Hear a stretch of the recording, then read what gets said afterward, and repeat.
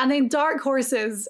My dark horse is actually less than Robert McIntyre at 70-1. It's hard to find a guy that's really kind of high long shot odds for the Open. What odds do you have for your guy?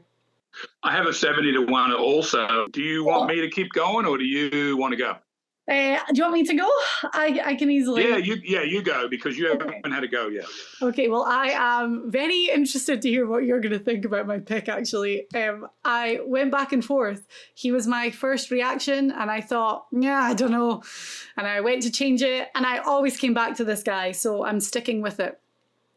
At 70-1, I am taking Bryson DeChambeau.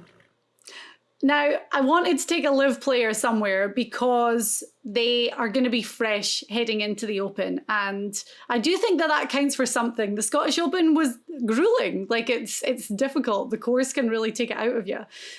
Bryson played in the Live London event a couple of weeks ago. So it was over in the UK. Had last week to, prepare after finishing 11th at the Live London event and just acclimatise, get used to playing this type of golf. And I'm sure he's been working super hard.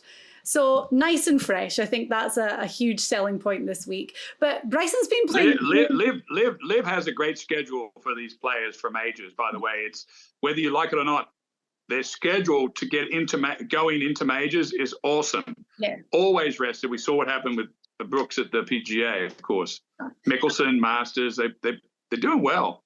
Yeah, exactly. And, they've all waxed lyrical about that as well. But Bryson is coming off a really good stretch of golf, finished second at the Live Valderrama event in Spain at the start of the month. But he's also been playing well in these majors. 20th at the US Open. He finished 4th at the PGA Championship. We've seen a different Bryson. It's not this kind of brute force and going for insane length. The muscles have been toned down. He's looking nothing like that big beefy guy that we saw a couple of years ago who was taking on. Did you see the Instagram picture the other day with the light on where he's doing that? Did you see that? No. Oh, I think you got to pull it up and put it in the show. He looks like Mr. Atlas. I mean, it's crazy how strong he looks.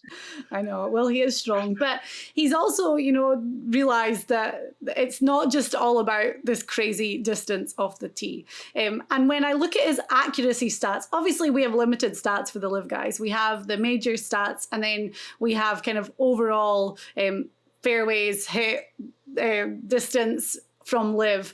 And when you look at his accuracy, he has hit 10% more fairways than the field average in the last Live event.